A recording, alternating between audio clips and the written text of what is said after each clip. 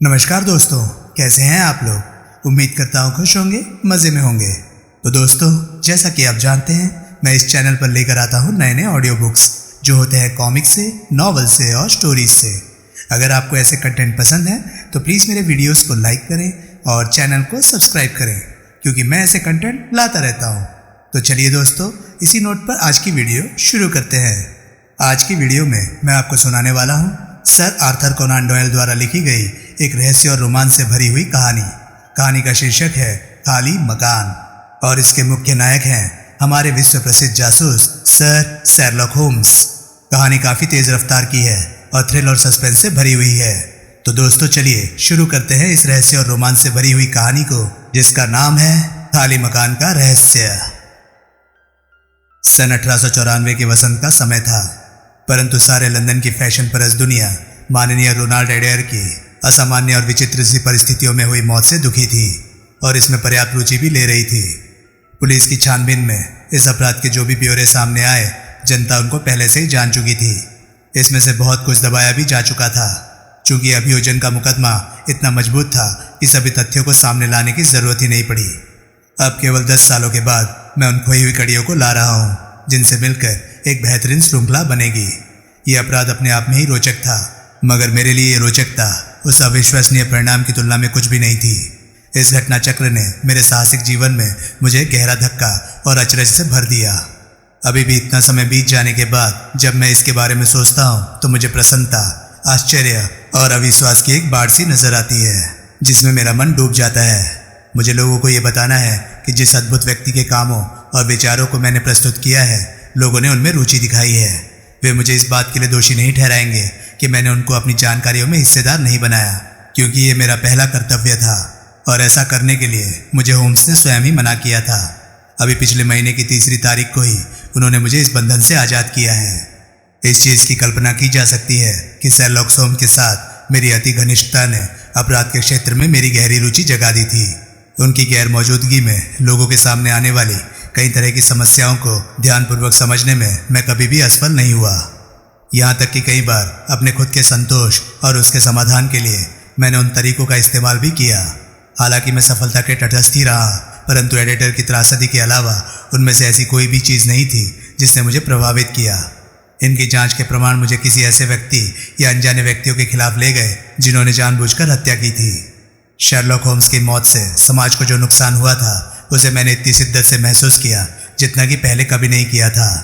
इस विचित्र से मामले में इस तरह के बिंदु थे जिनका मुझे यकीन था कि वे उन्हें खास तौर से लुभाते और वे पुलिस की सहायता भी कर रहे होते, या जहां तक भी मुमकिन है यूरोप के प्रथम प्रशिक्षित अपराध एजेंट के सजग दिमाग का पूर्वानुमान भी पाते।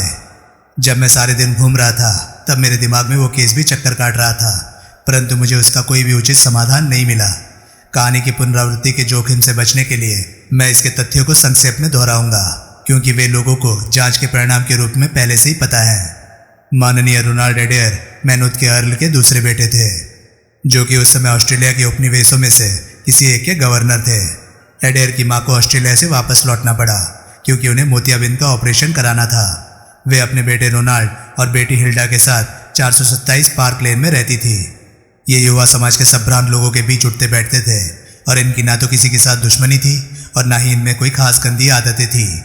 इनकी सगाई क्रस्टियर्स की मिस एडिथ वुडले के साथ हुई थी, मगर कुछ ही महीने पहले उनके आपसी समझौते से ये सगाई टूट गई। इस घटना ने अपने पीछे किसी तरह के भावनात्मक चिन्ह भी नहीं छोड़े थे।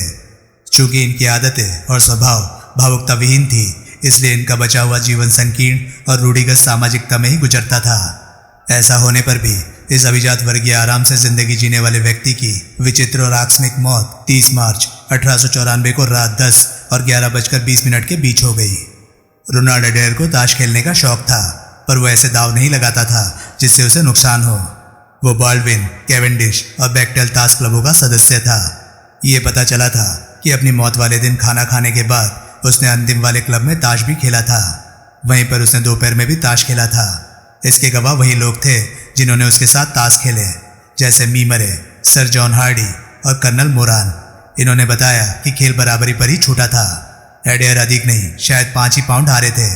उसकी तकदीर ने उसका साथ दिया और इतने नुकसान से उस पर कोई फर्क नहीं पड़ने वाला था। वो करीब करीब हर रोज किसी एक या दूसरे क्लब में ताश जरूर खेलता था और अक्सर जीत कर ही उठता था। सबूतों से यह भी जानकारी मिली थी कि कर्नल मोरान का पार्टनर बनकर उसने कुछ ही हफ्ते पहले एक ही बैठक में 420 पाउंड गॉडफ्रे मिलनर और लॉर्ड वॉलमोर से जीते थे। उसकी मौत की बाद की छानबीन से उसका इतना ही इतिहास पता चला। जिस दिन यह हत्या हुई उस दिन वो क्लब से रात को 10 बजे ही लौट आया था। उसकी माँ और बहन उस शाम किसी संबंधी के घर गई हुई थी। वहां मौजूद नौकरानी ने बताया कि उसने एडेयर को दूसरी मंजिल पर सामने वाले कमरे में घुसते हुए देखा, जिसको सामान्यतया वो अपने बैठक कक्ष के रूप में ही इस्तेमाल करता था। उस नौकरानी ने आतिशदान के जलाए जाने की आवाज़ भी सुनी और धुआं होने पर उसने खिड़की खोल दी। 11:20 तक, जब तक कि मैडम मैनूत और उनकी बेटी वापस नहीं आ गई, उसने कोई भी आवाज़ नहीं सुनी थी। शुभ रात्रि कहने की चाहत से उसने उनके बेटे के कमरे में घुसने की कोशिश की, पर कमरे का दरवाज़ा भीतर से बंद था और उसके आवाज़ देने और थपथपाने पर भी भीतर से कोई जवाब नहीं आया। दूसरों की सहायता लेकर दरवाज़ा जबरदस्ती खोला गया। वो बेचारा युवक टेबल के पास पड़ा हुआ था। रिवॉल्वर की गोली से उसके सिर के चिथड़े उड़ गए थे, परंतु कमरे में किसी तरह का हथियार नहीं मिला। टेबल पर 10 पाउंड और 17 पाउंड के सोने व चांदी के कीमत वाले बैंक नोट पड़े हुए थे और ये सारा धन छोटी छोटी गड्डियों में था। वहाँ कागज़ पर भी कुछ अंक लिखे थे और उनके सामने उसके क्लब के कुछ मित्रों के नाम भी थे। इन सब से ये अनुमान लगाया जा सकता था कि अपनी मौत से पहले वो ताश के खेल में हुई अपनी हार या जीत का हिसाब लगा रहा था। परिस्थितियों को देखने के बाद ये मामला कुछ अधिक ही जटिल लगता था। सबसे पहले तो इस बात का कोई कारण नहीं मिला कि इस युवक ने कमरा अंदर से बंद क्यों कर रखा था। यह भी मुमकिन था कि शायद हत्यारे ने ही ऐसा किया हो और फिर खिड़की से भाग गया हो। कूदने के लिए ये ऊंचाई करीब 20 फीट की थी और नीचे केसर की क्यारियों के मसले जाने तथा घर से सड़क तक की घास की पतली पट्टी पर भी कोई चिन्ह नहीं थे। इसका मतलब ये था कि इस युवक ने खुद ही दरवाज़ा भीतर से बंद किया था। मगर उसकी मौत कैसे हुई? बिना कोई निशान छोड़े कोई भी खिड़की तक नहीं पहुंच सकता था। मान ले किसी आदमी ने खिड़की से गोली चलाई, तब वो गोली असाधारण ढंग से चली होगी, तभी इसने इतनी घातक चोट की। हालांकि पार्क लेन एक बहुत ही चहल पहल वाली जगह है और इस मकान से 100 गज की दूरी पर घोड़ा गाड़ी का एक स्टैंड भी है। किसी ने भी गोली चलने की आवाज़ नहीं सुनी।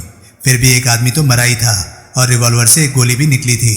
ये गोली इतनी नुकीली और घातक थी कि इससे कोई भी तुरंत ही मर सकता था। यही था पार्क लेन का रहस्य, जिसमें किसी भी कारण का अभाव नजर आ रहा था, क्योंकि जैसा कि मैं पहले ही बता चुका हूँ, युवक एडेयर की किसी से दुश्मनी भी नहीं थी और इस कमरे से धन और कीमती चीजें हटाने की भी कोशिश नहीं की गई थी। सारे दिन मैं इन्हीं तथ्यों को अपने दिमाग में उलटता पलटता रहा और किसी ऐसे विचार पर पहुंचने का प्रयास करता रहा जो कि इन्हें आपस में मिला सके। साथ ही साथ मैं कम से कम रुकावट वाली दिशा भी ढूंढता रहा, जिसे मेरा साथी प्रत्येक छानबीन का शुरुआती बिंदु बताता था। मैं ये मानता हूँ कि मैंने इस मामले में बहुत ही कम प्रगति की है। शाम को 6 बजे मैं टहलता हुआ पार्क लेन के आखिर में ऑक्सफोर्ड स्ट्रीट तक आ पहुंचा। वहीं फुटपाथ पर कुछ निठल्ले लोग खड़े थे और मुझे वो मकान दिखाकर उस खिड़की की ओर इशारा कर रहे थे। ये वही मकान था जिसे मैं देखने पहले भी आ चुका था। एक लंबा पतला सा आदमी जिसने रंगीन चश्मा लगा रखा था, मेरे अनुमान से वो सादे कपड़ों में कोई जासूस ही था और अपनी कोई कहानी सुना रहा था। वो जो कुछ भी कह रहा था वहाँ खड़ी भीड़ उसे सुन रही थी। मैंने उसके पास पहुंचकर उसे सुना, पर उसका आंकलन मुझे बिल्कुल बेहुदा लगा, इसलिए मैं कुछ निराश होकर वापस मुड़ा। जैसे ही मैं वापस मुड़ा, मैं ठीक मेरे पीछे खड़े एक बुजुर्ग विकलांग आदमी से टकरा गया और उसकी कई किताब जमीन पर बिखर गई, जिन्हें लेकर वो कहीं जा रहा था। मुझे याद है कि जब मैं उन किताबों को उठा रहा था, तभी मैंने उनमें से एक का शीर्षक देखा, वृक्ष पूजन का मूल, और इसने मुझे थोड़ा सा अचंभित किया कि या तो ये बेचारा पुस्तक प्रेमी है या व्यापारी या शायद शौकिया ही ऐसे दुर्बोध पुस्तकें इकट्ठा कर रहा है। मैंने इस दुर्घटना के लिए उससे माफ़ी मांगी, पर ऐसा लग रहा था कि जिन किताबों के साथ मैंने दुर्व्यवहार किया था वे उसके लिए बहुत ही महत्वपूर्ण थी। गुस्से में गुर्राता हुआ वो दूसरी ओर मुड़ गया और मैंने देखा कि उसकी सफ़ेद गलमुच्छें लोगों की भीड़ में कहीं खो गई। 427 पार्क लेन की मेरी छानबीन, जिसमें कि मेरी भी रुचि थी, ने अब मेरी समस्या को थोड़ा स्पष्ट कर दिया था। इस मकान के चारों ओर एक दीवार और रेलिंग थी। इसकी ऊंचाई 5 फीट से अधिक नहीं थी। किसी भी आदमी के लिए इसे फांद कर बगीचे में जाना कोई मुश्किल नहीं था, पर खिड़की तक पहुंचना आसान नहीं था, क्योंकि वहां पानी का पाइप तक नहीं था जिससे कि किसी बहुत तेज आदमी को चढ़ने में सहायता मिल सकती। सबसे अधिक आश्चर्य की बात तो तब हुई जब मैं वापस केंसिंगटन पहुंचा। मुझे अपने अध्ययन कक्ष में पहुंचे अभी 5 मिनट भी नहीं बीते थे कि मेरी नौकरानी ये बताने के लिए आई कि कोई आदमी मुझसे मिलने आया है।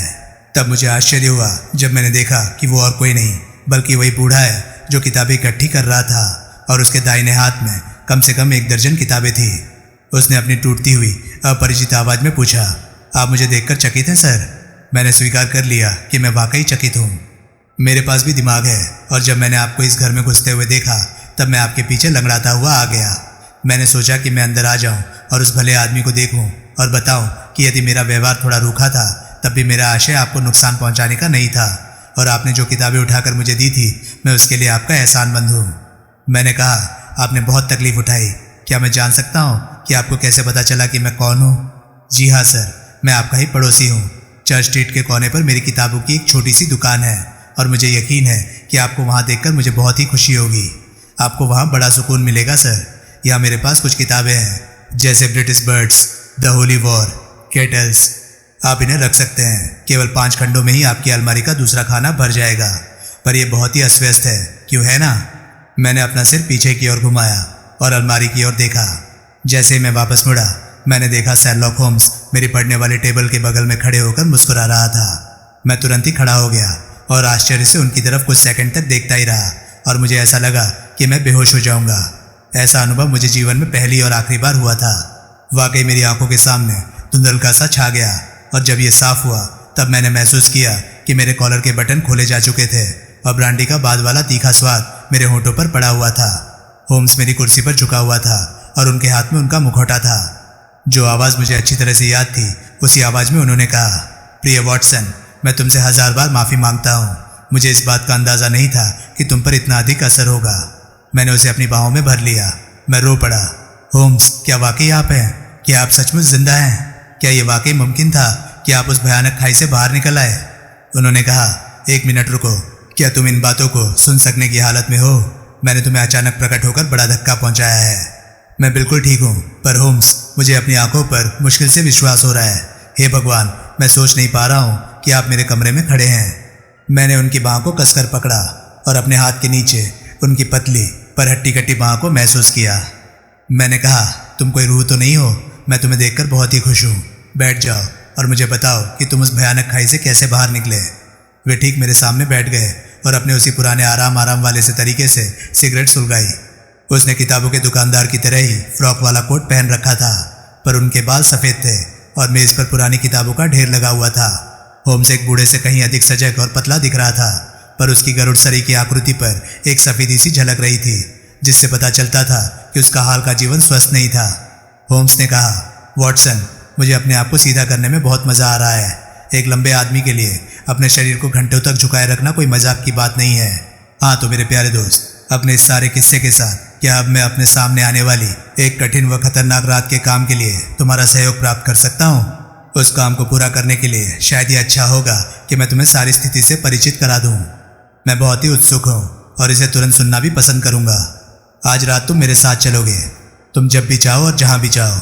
ये तो वाकई उन पुराने दिनों की ही तरह है। चलने से पहले हमारे पास भरपेट खाना खाने का समय है, और उस खाई वाले झरने से मुझे बाहर निकलने में कोई परेशानी नहीं हुई थी, क्योंकि इसका कारण बहुत ही सीधा है। मैं इसमें गिरा ही नहीं था।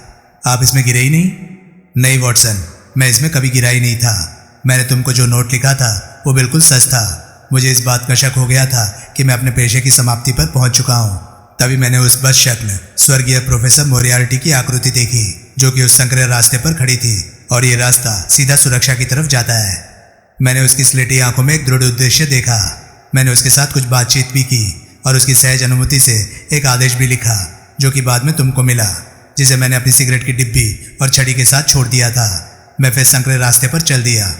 मोरियार्टी अभी भी मेरे पीछे आ रहा था, और जब मैं अंतिम छोर पर पहुंचा तो देखा कि मैं एक घाटी पर खड़ा हूँ। उसने कोई हथियार नहीं निकाला, पर वो मेरी तरफ दौड़ा और मुझे अपनी बाहों में जकड़ लिया।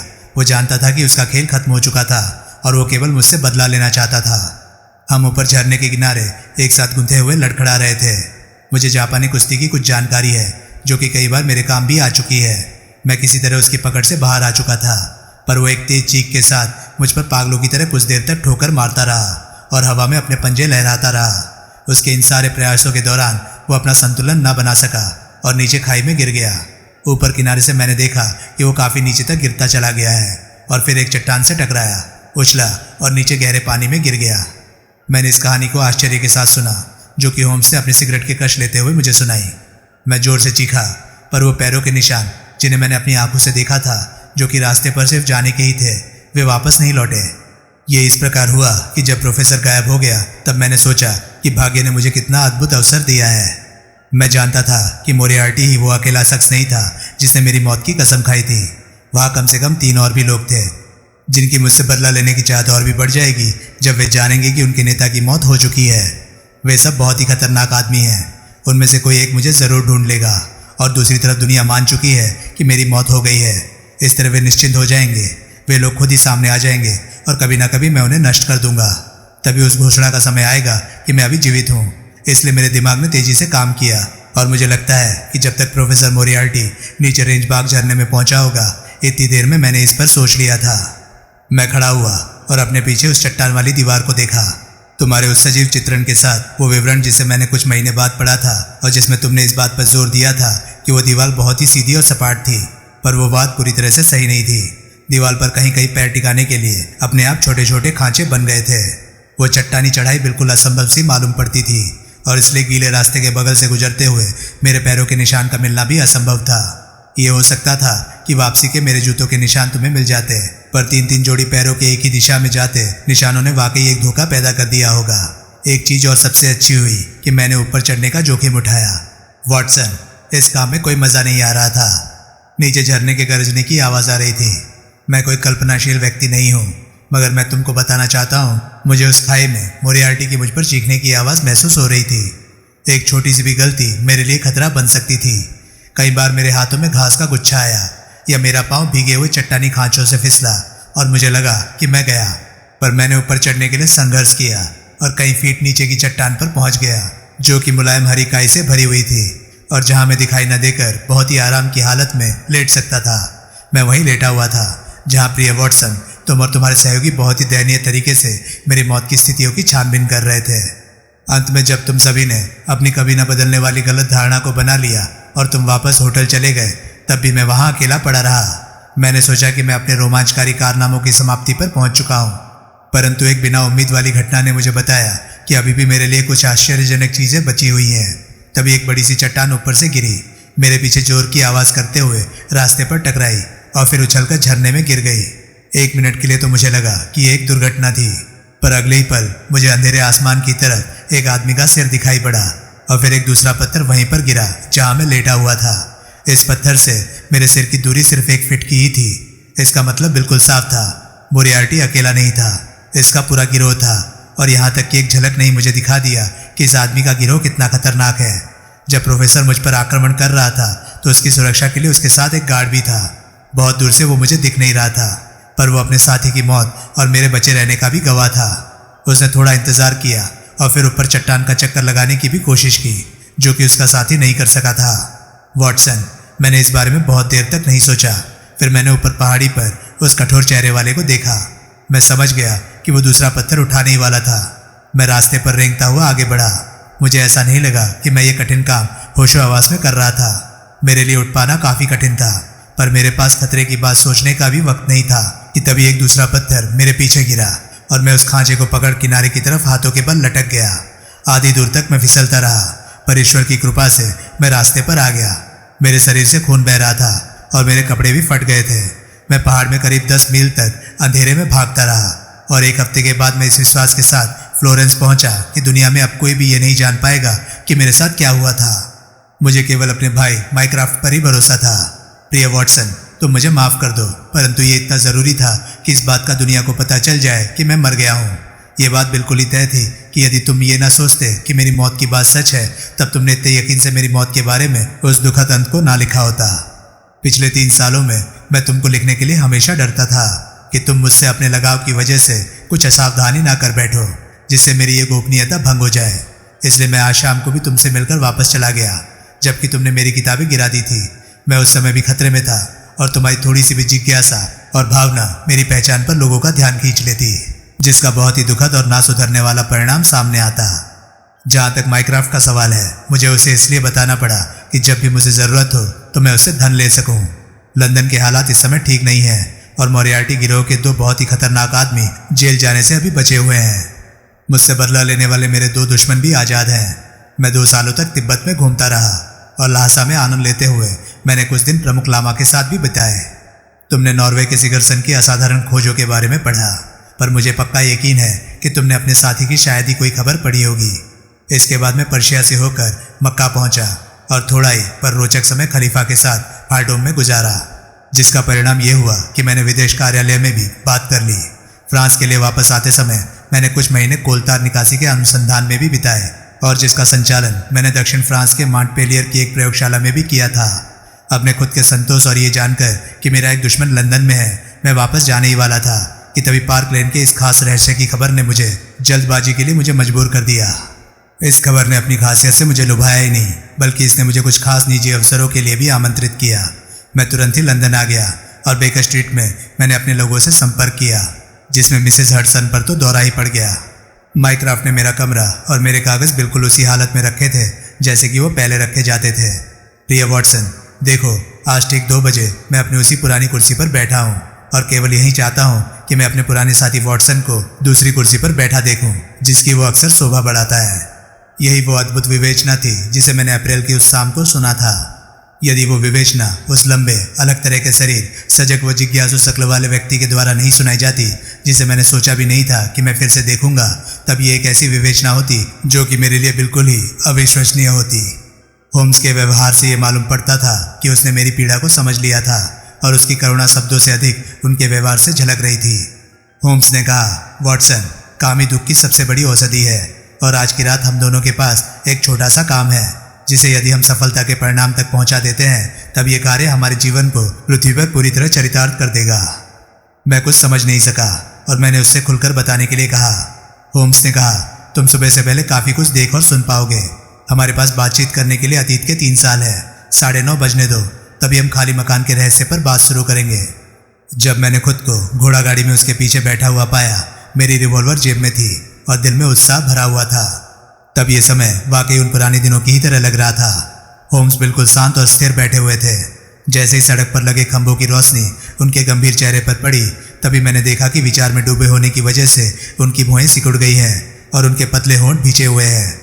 मैं ये तो नहीं जानता था कि लंदन में अपराधियों के घने जंगल में हम किस जंगली जानवर का शिकार करने वाले हैं, पर मुझे अपने शिकारी की स्थिति से इस बात का पक्का यकीन था कि मामला काफी गंभीर है। उनकी अर्थपूर्ण मुस्कुराहट कभी कभी उनके चेहरे पर हमारी खोज के लिए एक अच्छे सुकून की तरह दिखती थी। मैंने सोचा कि हम बेकर स्ट्रीट जा रहे हैं, पर होम्स ने घोड़ा गाड़ी कैवेंडिश स्क्वायर के कोने पर ही रोक दी। मैंने देखा कि जैसे ही वे उतरे, उन्होंने अपने दाहिने व बाईं ओर एक खोजी निगाह डाली और फिर पास की गलियों की तरफ भी देखा। उन्होंने ये जानने के लिए थोड़ी कोशिश भी की कि कोई उनका पीछा तो नहीं कर रहा है। हमारा रास्ता एकदम सुनसान था। लंदन के छोटे छोटे रास्तों के बारे में होम्स की जानकारी अद्भुत थी और ऐसे मौके पर तो वे छोटे छोटे खुरसालों और अस्तबलों के जाल के बीच से होकर गुजर जाते थे, जिनकी मौजूदगी के बारे में मुझे कुछ भी पता नहीं था। हम अब एक पतली सी सड़क पर आ गए जहाँ किनारे पुराने और बदरंग से घर कतार में बने हुए थे। ये रास्ता हमें मैनचेस्टर स्ट्रीट और ब्लेंडफोर्ड स्ट्रीट की तरफ ले जाता था। यहीं पर वे एक संकरे से रास्ते की तरफ मुड़े और हम खुले मैदान से होकर एक लकड़ी के मकान के भीतर पहुंचे। यहाँ पहुंचकर उन्होंने चाबी से उस मकान के पीछे का दरवाज़ा खोला। हम मकान के भीतर साथ साथ ही घुसे और घुसते ही होम्स ने दरवाज़ा बंद कर दिया। यहाँ बहुत अंधेरा था, पर मुझे ऐसा लग रहा था कि यह मकान बिल्कुल ही खाली था। नंगे फर्श पर हमारे जूतों से चलने की आवाज़ आ रही थी और हमारे फैले हाथों ने तभी दीवार को छुआ जिस पर कागज़ के फीते लटके हुए थे। होम्स की पतली और ठंडी उंगलियों ने मेरी कलाई को जकड़ रखा था। वो मुझे एक बड़े से हॉल की तरफ ले गया जहाँ दरवाजे के ऊपर रोशनदान से आती धुंधली रोशनी दिखाई दे रही थी। ठीक यहीं पर होम्स अचानक दाहिनी तरफ मुड़ा और हम एक बड़े चौकोर कमरे में आ गए जिसके कोनों में काफ़ी अंधेरा था, पर दूर सड़क से आती धुंधली रोशनी बीच में पड़ रही थी। खिड़कियों पर मोटी धूल जमी हुई थी और वहाँ लैंप भी नहीं था। हम आपस में एक दूसरे को उंगलियों के सहारे पहचान सकते थे। मेरे साथी ने अपना हाथ मेरे कंधे पर रखा और अपने होठों को मेरे कान के पास ले आए और फुसफुसाते हुए बोले, क्या तुम्हें पता है कि हम कहाँ हैं? उस धुंधली खिड़की की तरफ घूरते हुए मैंने कहा, ये जगह पक्के तौर पर बेकर स्ट्रीट ही है। बिल्कुल ठीक, हम अपने पुराने क्वार्टर के ठीक सामने कैंडन हाउस में हैं। पर हम यहाँ क्यों हैं? क्योंकि यहाँ से बहुत ही अच्छा दृश्य दिखाई पड़ता है। प्रिय वॉटसन, थोड़ी सी तकलीफ उठाओ और इस खिड़की के पास आओ, पर इस बात का ध्यान रखो कि तुम बाहर ना दिखाई पड़ो। अब अपने पुराने कमरे की तरफ देखो, बिल्कुल परियों की कहानी की तरह लगेगा। हम देखेंगे कि 3 सालों की मेरी गैर मौजूदगी ने मेरी तुमको चौंका देने वाली शक्ति पूरी तरह से खो दी है क्या? मैं धीरे से आगे सरक आया और जैसे ही मेरी आंखें अपनी उस जानी पहचानी खिड़की पर पड़ी, मैंने एक गहरी सांस ली और आश्चर्य से चीख पड़ा। खिड़की खुली हुई थी और कमरे में एक तेज रोशनी जल रही थी। खिड़की के पर्दे पर एक व्यक्ति की आकृति की परछाई दिख रही थी। जो कि कुर्सी पर बैठा हुआ था। उसके सिर का संतुलन, कंधों की चौड़ाई और चेहरे के तीखेपन में कोई भी गलती नहीं थी। उसका चेहरा आधा झुका हुआ था, जिसका प्रभाव उस छाया पर पड़ रहा था। ये छाया ठीक वैसी ही थी जैसे कि मेरे दादाजी फोटो फ्रेम में पसंद करते थे। ये होम्स की बिल्कुल हूबहू मूर्ति थी। मैं इतना आश्चर्यचकित था कि मैंने अपना हाथ अपने पीछे खड़े आदमी की तरफ बढ़ाकर अपना यकीन पक्का कर लिया। वे धीमे से हंसते हुए हिल रहे थे। देखा? मैंने जोर से कहा, हे भगवान, ये तो अद्भुत है। होम्स ने कहा, मुझे यकीन है कि उम्र मुझे ना तो बूढ़ा कर सकेगी और ना ही मेरी अनंत विविधताओं की परंपरा को बासी होने देगी। मैंने उसकी आवाज़ में वही खुशी और गर्व महसूस किया जो कि किसी कलाकार को अपनी रचना पर होता है। ये वाकई मेरी ही तरह है ना? मैं इस बात को कसम खाकर कह सकता था कि ये तुम ही हो। इसे बनाने का श्रेय ग्रीनोबल के मोंसियर आस्कर म्यूनियर को जाता है, जिन्होंने इसको बनाने में अपने कुछ दिन लगाए थे। ये मूर्ति मोम की है। बाकी सब कुछ मैंने आज दोपहर में बेकर स्ट्रीट पहुंचकर किया है। पर क्यों? क्योंकि प्रिय वॉटसन, मेरे पास इस बात के पक्के कारण हैं कि मैं ये चाहता हूँ जब भी मैं यहाँ ना रहूँ तब कुछ लोग ये सोचे कि मैं यहीं हूँ। तुम्हें लगता है कि तुम्हारे कमरों पर निगरानी रखी जाती है? मैं जानता था कि वे निगरानी रख रहे हैं। कौन लोग? मेरे पुराने दुश्मन वॉटसन, वही गिरोह जिसका नेता रेंज बाग झरने में डूबकर मर गया था। तुम्हें याद होगा कि केवल वही लोग जानते थे कि मैं जिंदा बच गया हूँ। उनको ये विश्वास होगा कि मैं कभी न कभी अपने कमरे में वापस लौटूंगा। उन्होंने लगातार निगरानी रखी और आज सुबह उन्होंने मुझे आते हुए देखा था। तुम्हें कैसे पता चला? जब मैंने अपनी खिड़की से बाहर झांका तब मुझे उनका संतरी दिखाई पड़ा, जिसे मैं पहचानता था। वो कम घातक आदमी था। उसका नाम पार्कर है। उसका पेशा गला घोटना है और इस काम को वो तार से बखूबी अंजाम देता है। मुझे उसकी कोई परवाह नहीं है। मुझे अधिक डर उस भयानक आदमी से है जो कि इसके पीछे है। वो आदमी मोरियार्टी का पक्का मित्र है और वो वही आदमी है जिसने ऊपर पहाड़ी से मुझ पर पत्थर बरसाए थे। ये आदमी लंदन का सबसे खतरनाक और चालाक अपराधी है। यही वो आदमी है जो कि आज की रात मेरे पीछे पड़ा है और यही वो आदमी है जो कि इस बात से अनजान है कि हम उसके पीछे हैं। मेरे साथी की योजनाएं अब धीरे धीरे खुद ही खुलती जा रही थी। इसी सुविधाजनक एकांत जगह से देखने वाले देखे जा रहे थे और रास्ता चलने वाले पर ध्यान रखा जा रहा था। उधर से आती हुई एक पतली सी छाया हमें लुभा रही थी और हम इसके शिकारी थे। हम अंधेरे में चुपचाप खड़े थे और जल्दी जल्दी आती आकृति जो कि हमारे सामने से कई बार गुजरी उसे हम ध्यान से देख रहे थे। होम्स बिल्कुल ही शांत और स्थिर थे, पर मैं कह सकता हूँ कि वे बहुत ही सजग थे और उनकी आंखें हर आने जाने वाले आदमी पर टिकी हुई थी। आज की रात बहुत ही ठंडी थी और नीचे सड़क पर तेज हवा सीटी की आवाज़ के साथ बह रही थी। बहुत से लोग सड़क पर आ जा रहे थे। उनमें से ज़्यादातर ने कोट और गले में मफलर जैसी चीज़ पहन रखी थी। एक बार मुझे ऐसा लगा कि मैंने एक ही चेहरे को 2 बार देखा है। खासतौर से उन 2 आदमियों पर ध्यान दिया जो कि हवा से बचने के लिए उस मकान के छोटे से बरामदे पर रुके थे। मैंने अपने साथी का ध्यान उन दोनों की ओर दिलाया, परंतु उसने बहुत ही कम अधीरता दिखाई और सड़क पर ध्यान से देखता रहा। उन्होंने कई बार अपने पैर बदले और दीवार पर अपनी उंगलियां तबले की तरह थपथपाई। मुझे ऐसा लग रहा था कि वह अब बेचैन हो रहा था, क्योंकि उनकी योजना उनकी उम्मीद के अनुसार नहीं काम कर रही थी। धीमे धीमे जब रात आधी बीत गई और सड़क पर लोग भी आने जाने बंद हो गए, तब वे कमरे में बेचैन होकर इधर उधर टहलने लगे। मैं उन्हें कुछ कहने ही वाला था कि तभी मैंने उस रोशनी वाली खिड़की की तरफ देखा और मुझे बहुत ही आश्चर्य हुआ। मैंने होम्स की बाहें पकड़ी और उन्हें उस ओर देखने का इशारा किया। मैंने जोर से कहा, वो परछाई वहाँ से हट गई है। वहाँ कोई आकृति नहीं दिखाई पड़ रही है, बल्कि उसका पीछे का हिस्सा हमारी तरफ हो गया है। पिछले 3 साल वाकई उनके स्वभाव की कठोरता को कम नहीं कर पाए, या ये उनके खुद की तुलना में उनकी कम बुद्धिमानी वाली सक्रियता की ही अधीरता थी। होम्स बोले, वाकई इसे हटा लिया गया है। वॉटसन, मैं कितना बेवकूफ़ हूँ कि मैंने एक मूर्ति खड़ी कर दी और सोचा कि यूरोप के इतने खूंखार अपराधी इससे धोखा खा जाएंगे।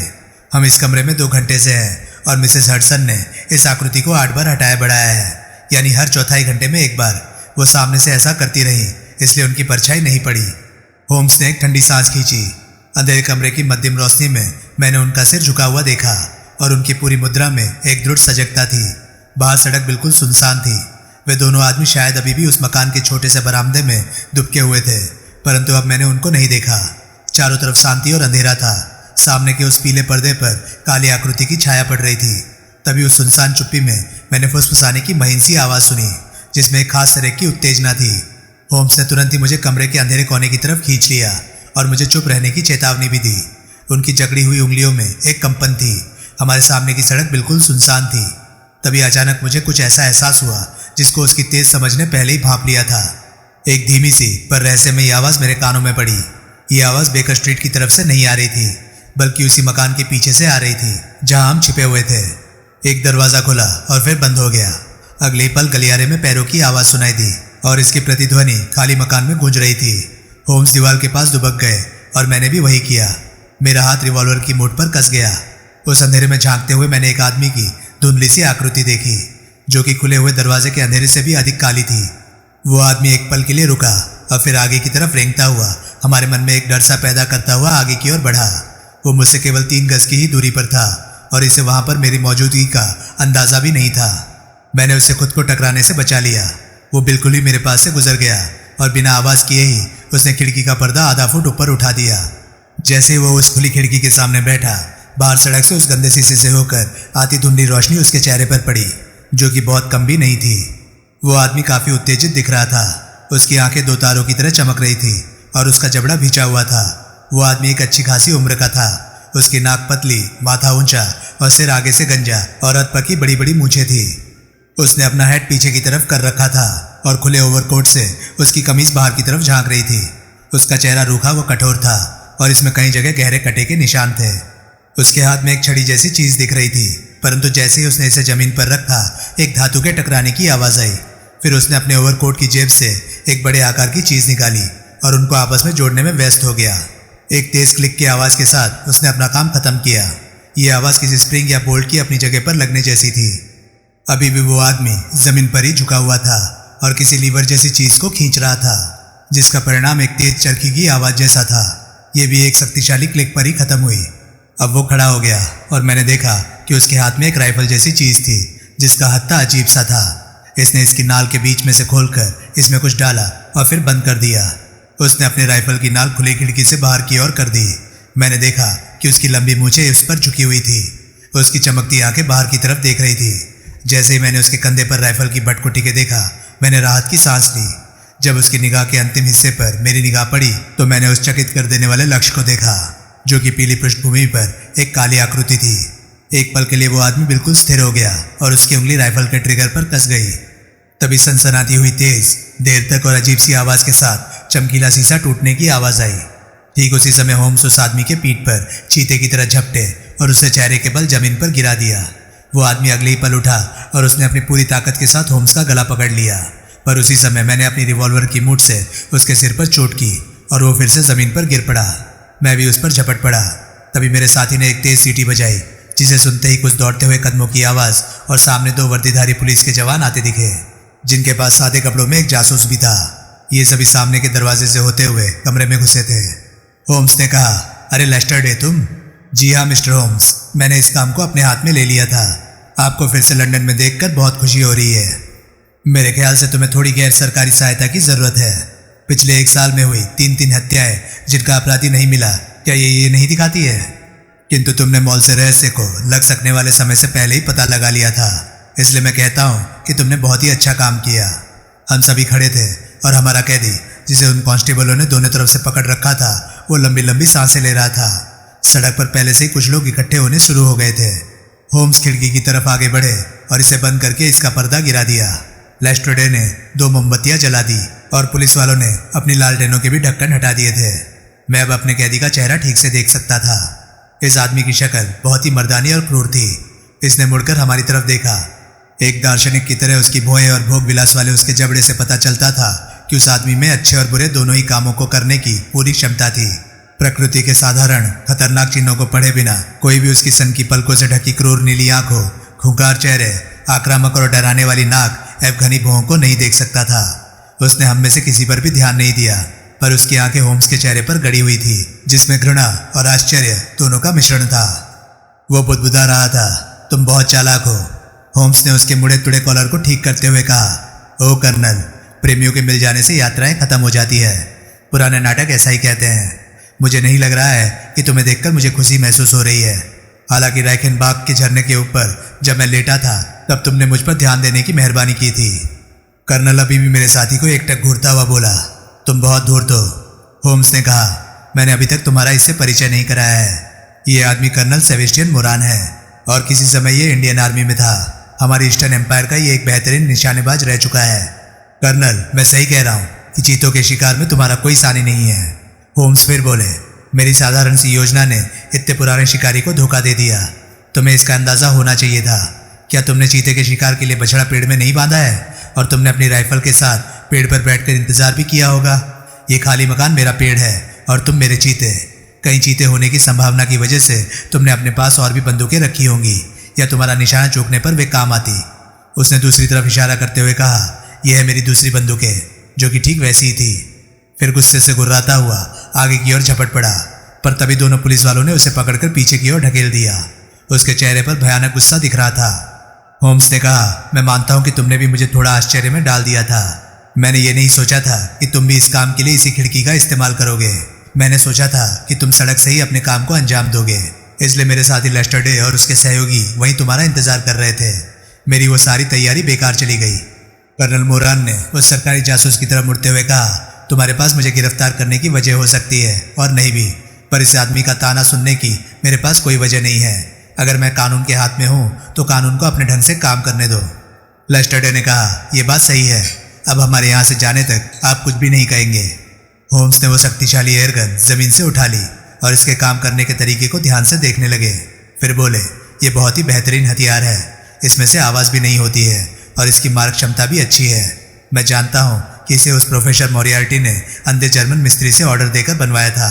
मैं इसके बारे में कई वर्षों से जानता था, हालांकि इसे इस तरह से परखने का अवसर मुझे पहले कभी नहीं मिला। लेस्टर डे, मैं इसमें लगने वाली गोली पर भी तुम्हारा ध्यान आकर्षित करना चाहूँगा। लेस्टर डे ने कहा, आप इसकी देखभाल के लिए मुझ पर भरोसा कर सकते हैं। सभी लोगों के दरवाजे की ओर चलने के साथ ही वो फिर से बोला, आप कुछ और भी कहना चाहते हैं? केवल ये पूछना चाहता हूँ कि इस पर कौन सा अभियोग लगाओगे? कौन सा आरोप सर? इसने शेरलॉक होम्स की हत्या का प्रयास किया। ऐसा नहीं है लेस्टर डे, मैं इस मामले में आना नहीं चाहता हूँ। इसका सारा श्रेय तुम्हें जाता है। हाँ लेस्टर डे, मैं तुम्हें बधाई देता हूँ। इसमें तुमने अपनी चालाकी और साहस दोनों ही इस्तेमाल किए और इसे पकड़ लिया। किसे? किसे मिस्टर होम्स? यही वो आदमी है जिसने पुलिस की सारी कोशिशें बेकार कर दी थी। यह आदमी कर्नल सेबेस्टियन मोरान है, जिसने माननीय रोनाल्ड एडेयर की हत्या इसी एयरगन से 427 पार्क लेन के सामने वाली खुली खिड़की से पिछले महीने की 13 तारीख को की थी। यही इसका अभियोग है लेस्टर डे। वॉटसन, अगर तुम उस टूटी हुई खिड़की से कुछ पाना चाहते हो तो मेरे पढ़ने वाले कमरे में आधे घंटे के लिए मेरे साथ एक सिगार पीते हुए तुम कुछ अच्छी जानकारियां प्राप्त कर सकते हो। हमारे पुराने कमरे माइक्राफ्ट होम्स और मिसेस हडसन की देखभाल में बिल्कुल पहले की ही तरह थे। जैसे ही मैं कमरे में घुसा, मैंने देखा कि वहाँ एक अप्रत्याशित व्यवस्था थी, परंतु पुराने निशान अपनी ही जगह पर मौजूद थे। मेज पर एसिड के धब्बे पड़े हुए थे। वहाँ अलमारी में बेकार और संदर्भ ढूंढने वाली किताबों के ढेर लगे थे, जिनमें से बहुत सी किताबों को तो एक आम नागरिक जला देना ही पसंद करेगा। चित्र, वायलिन का डब्बा, पाइप रखने वाला आला, यहाँ तक कि पर्शियन चप्पलें जिनमें तंबाकू भी पड़ी थी, भी मेरी आंखों के सामने थी। इस कमरे में 2 लोगों का दखल पहले से ही था। एक तो मिसेस हडसन, जिन्होंने हमें घुसते ही ऊपर से नीचे तक देखा, और दूसरी वो मूर्ति जिसने रात के रोमांच में एक अहम भूमिका अदा की थी। ये मूर्ति रंगीन मोम की थी और इसकी शक्ल मेरे साथी की बिल्कुल हूबहू थी। इसे एक छोटी सी टेबल पर रखा गया था और इस पर होम्स का एक गाउन भी पड़ा था, ताकि सड़क से इसे उनके होने का भ्रम पैदा किया जा सके। होम्स ने कहा, मिसेस हडसन, मुझे उम्मीद है कि आपने उन सभी सावधानियों पर एक नज़र डाल ली होगी। सर, जैसा आपने बताया था, मैं अपने घुटनों के बल ही गई थी। बहुत बढ़िया, तुमने सारा काम बहुत ही अच्छे ढंग से किया था। क्या तुमने देखा कि वो गोली कहाँ गई? हाँ सर, पर मुझे डर है कि इसने आपकी खूबसूरत मूर्ति को तो बर्बाद ही कर दिया होगा, क्योंकि वो इसके सिर को छेदते हुए दीवार से टकराकर गिर पड़ी। मैंने उसे कालीन से उठा लिया था, ये रही। होम्स ने इसे लेकर मुझे दे दिया और बोले, वॉटसन, तुम समझ ही रहे हो कि ये एक रिवॉल्वर की छोटी सी गोली है। कोई बहुत ही बुद्धिमान व्यक्ति ही होगा जो ये समझेगा कि ये गोली एयरगन से निकली है। ठीक है मिसेस हडसन, आपके सहयोग का मैं बहुत ही आभारी हूँ। वॉटसन, चलो अब अपनी पुरानी जगह पर बैठते हैं, क्योंकि कई ऐसे विषय हैं जिन पर मैं तुमसे बात करना चाहता हूँ। होम्स ने अपना फर वाला फ्रॉक कोट उतार दिया और उस पुतले से अपना वही पुराना ड्रेसिंग गाउन उठाकर पहन लिया। जब होम्स ने अपने पुतले का टूटा हुआ माथा देखा तो हंसते हुए बोला, पुराने शिकारी दिमाग ने न तो अपना संतुलन खोया है, न ही अपनी आंखों का पैनापन। मस्तिष्क को छेदती हुई सिर के पिछले भाग के ठीक बीच में इसने चोट पहुंचाई है। वो आदमी भारत का बेहतरीन शिकारी था और मुझे उम्मीद है कि लंदन में भी कुछ ऐसे ही बेहतर निशानेबाज होंगे। क्या तुमने इसका नाम सुना है? नहीं, मैंने नहीं सुना है। वो बहुत ही मशहूर है, पर जहाँ तक मुझे याद है तुमने प्रोफेसर जेम्स मोरियार्टी का भी नाम नहीं सुना होगा, जो कि इस शताब्दी का बहुत ही तेज दिमाग वाला व्यक्ति था। अलमारी से उठाकर जीवनियों की सूची मुझे दे दो। वे अपनी कुर्सी पर बैठकर हवा में सिगार के बादल उड़ाते हुए आराम से इसके पन्ने पलटते रहे। वे बोले, एम से मेरा संग्रह काफ़ी अच्छा है। मोरियार्टी अपने आप में ही काफ़ी विख्यात है। और यहाँ है जहरखुरान मॉर्गन, और यह है बुरी स्मृति वाला मेरेड्यू, और अब मैथ्यू, जिसने चारिंग क्रॉस के वेटिंग रूम में मेरा बायां कोने वाला दांत तोड़ दिया था। अब आया हमारा आज की रात वाला दोस्त। होम्स ने किताब मुझे दे दी और मैंने इसे जोर से पढ़ा। कर्नल मोरान सेबेस्टियन, बेरोजगार, पहले प्रथम बेंगलोर पाइनियर्स में था, पैदाइश लंदन, सन 1840, पुत्र sir Augustus Moran, CB Persia के भूतपूर्व मिनिस्टर, शिक्षा ऑक्सफोर्ड और ईटान, सेवाएं जोबा की कैंपेन, अफगान कैंपेन, चार सियाब, शेरपुर और काबुल। लेखक heavy game of the western Himalayas 1881, 3 months in the jungle 1884, पता Conduit Street, club the Anglo Indian, Tanker Valley, the bagatelle card club. इसके हाशिए पर होम्स ने लिखा था, लंदन का दूसरा बेहद खतरनाक आदमी। किताब को वापस सौंपते हुए मैंने कहा, यह आदमी एक सम्मानित सैनिक रहा है। होम्स ने जवाब दिया, यह सच है, एक हद तक इसने कई अच्छे काम किए हैं। ये बहुत ही साहसी आदमी रहा है। इसकी कहानी अभी भी भारत में सुनाई जाती है कि शेर के आधे खाए हुए घायल आदमी के पीछे कैसे ये नाले में रेंगकर उतर गया था। वॉटसन, कुछ पेड़ ऐसे होते हैं जो एक खास ऊंचाई तक बढ़ते हैं और फिर उनमें अचानक कुछ विचित्रता से विकसित हो जाती है। ये चीज तुम आदमियों में भी अक्सर ही देखोगे। मैंने इसे एक सिद्धांत के रूप में भी महसूस किया है कि व्यक्ति के विकास में उसके पूर्वजों का बड़ा हाथ होता है और उसके जीवन में अचानक अच्छे या बुरे मोड़ इसलिए आते हैं क्योंकि इन पर उसकी वंश परंपरा का प्रभाव पड़ता है। व्यक्ति के अपने परिवार का निचोड़ जैसा होता है, व्यक्ति वैसा ही बनता है। ये कल्पना भी हो सकती है। खैर, मैं इस बात पर जोर नहीं दे रहा हूँ। चाहे जो भी कारण हो, कर्नल मोरान गलत आदमी बनना शुरू हो गया था। किसी खुली बदनामी के ना होने पर भी भारत में उसका रुकना मुश्किल हो गया था। वो वहाँ से सेवा मुक्त हो गया और लंदन वापस आ गया। फिर बुराई में उसने अपना नाम रोशन कर लिया।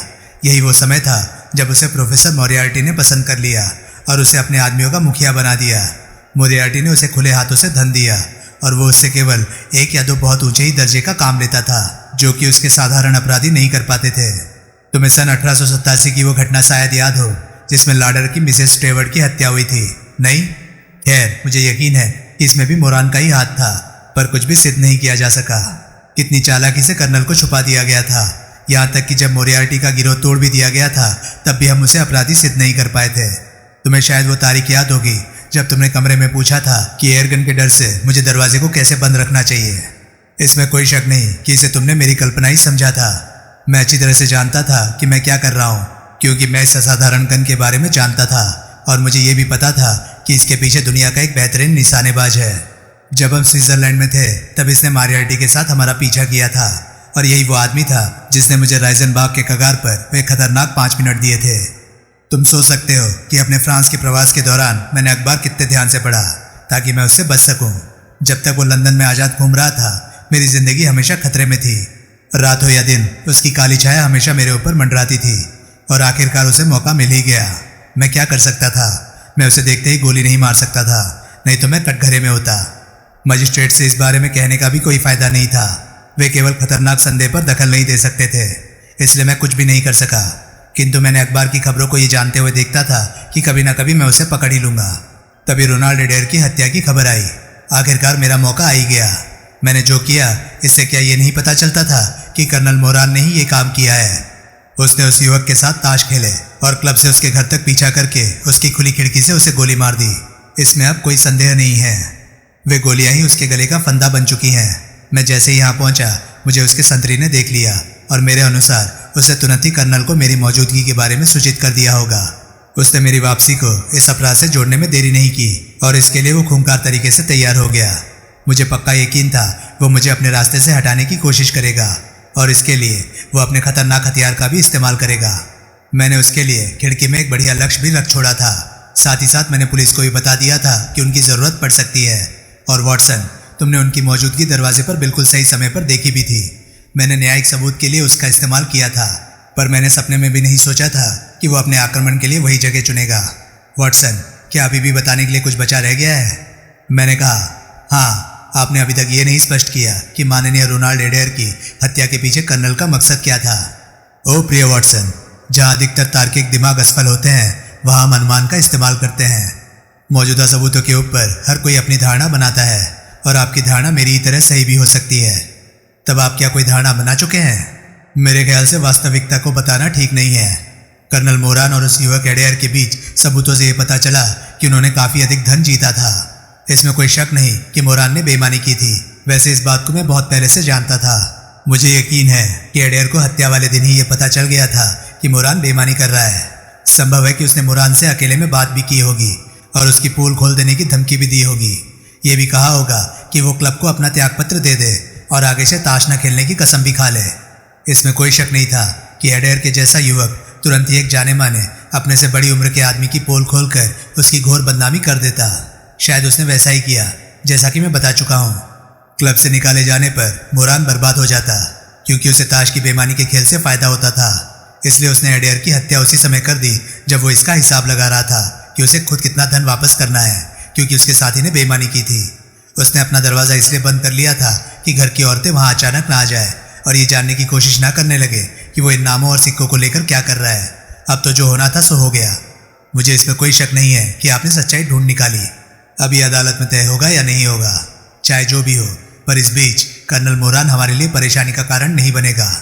वान हर्डर की वो मशहूर एयरगन अब स्कॉटलैंड यार्ड की संग्रहालय की शोभा बढ़ाएगी। शेरलॉक होम्स अब अपनी जिंदगी को फिर से उन रोचक छोटी छोटी समस्याओं की छानबीन में लगाने के लिए आज़ाद था जिसका अवसर लंदन का जटिल जीवन उसे विपुल मात्रा में देता रहता था। तो दोस्तों, ये थी कहानी खाली मकान का रहस्य। ये कहानी आपको कैसी लगी प्लीज़ कमेंट सेक्शन में अपनी राय मुझे ज़रूर बताएं। अगर इस कहानी को आपका ज़्यादा से ज़्यादा प्यार मिला तो ऐसी और कहानियाँ मैं आप लोगों के समक्ष लेकर आऊँगा। तो प्लीज़ कहानी अगर पसंद आए तो वीडियो को लाइक करें और चैनल को सब्सक्राइब करें। तो चलिए दोस्तों, मैं मिलता हूँ अब आपसे अगली वीडियो में। तब तक के लिए नमस्कार, गुड बाय, सेफ रहिए, खुश रहिए, मज़े करिए।